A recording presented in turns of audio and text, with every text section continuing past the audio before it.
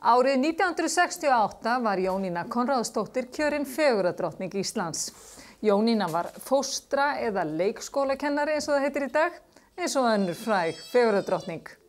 Jónína var ættuð frá Hellisandi og vann á Silungarpolli.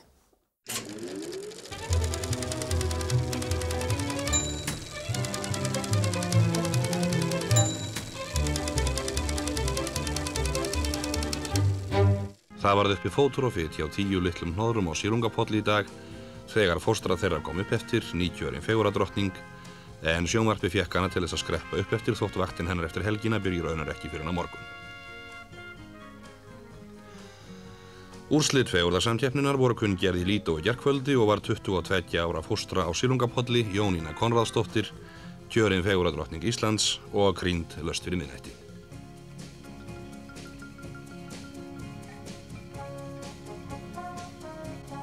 Hvernig var að vakna sem drottning?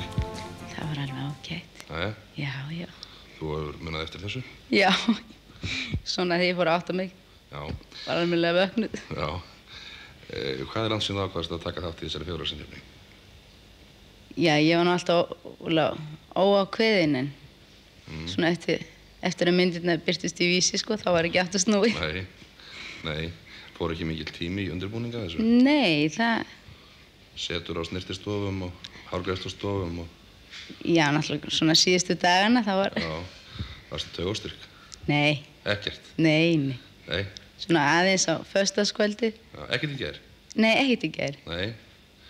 En fékkst að vita þetta löngu áður en krýningin sjálf fór fram, að þú hefðir unnið í kefni? Nei. Við fengum bara að vita leið og hann tilkynnti úrslitin. Þið fengu að vita leið og áhorfendur sem sagt? Já, alveg leið. Já. Og var ekki svona fiðringur meðan var verið að lesa upp nöfnin? Jú. Við vorum furðu rólega samt. Já. Þú ert fóstra. Já. Hvað ertu búin að vera það lengi? Síðan ég útskrifaðist á skólanum í vor. Já. Og hefurðu alltaf unnið hér á Silungapolli? Já, síðan ég kláraði skólan. Já, síðan ég kláraði skólan. Já. Og svo í... Hvers vegna gerðist þú fóstra? Mér finnst alveg yndislega starf, ég hafði unnið við þetta áður og mér finnst það. Finnst þér gaman að börnum? Já, afskaplega. Já. Hvað hefur mörg börn hér á þinni konu? 10. Já. Ætlarðu að vera fóstra áfram? Já. Ákveðin?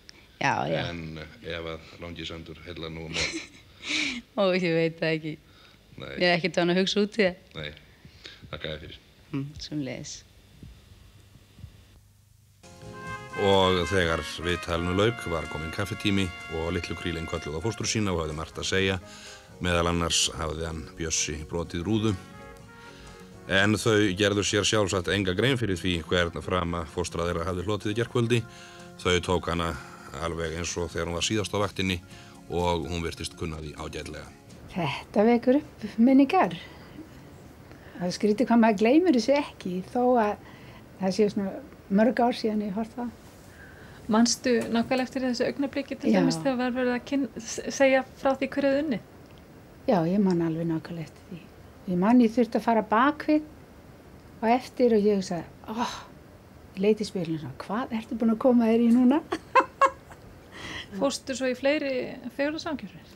Nei, ég fór aldrei því að ég gifti mig þarna bara 3 mánuðum eftir og við Gunnar fluttumst til Kanada þá ári seinna og ég var þar í heil 17 ár. Svo ég held að þetta er allt grafið að gleymt þegar ég kemur tilbaka en það var ekki aldeilis. Þá var alltaf að segja þetta er fegurðardrottning. Nei, þetta er ekki drottning, það eru bara drottningar í sögum, sagði þau. En þau voru ósköp indæl. Þetta var svolítið öðruvísi barnaheimili heldur en við þekkjum í dag. Já, þarna voru börnin annaðhvort í svona sumarvistun eða það voru þarna bara lengri vistun og það var vegna svona félagslega aðstæðna og annað slíkt. Og þegar öll þessi umfjöllun kom þessi heimili núna í vetur að þá hugsaði ég þekkti ekki svona þessa umfjöllun og því að okkur sem voru náttúrulega bara ungt fólk sem vann þarna þóttu óskaplega vant þessi börn og tókum þau alveg bara, ef við hefðum getað gengið í foreldrastað það hefðum við gert það.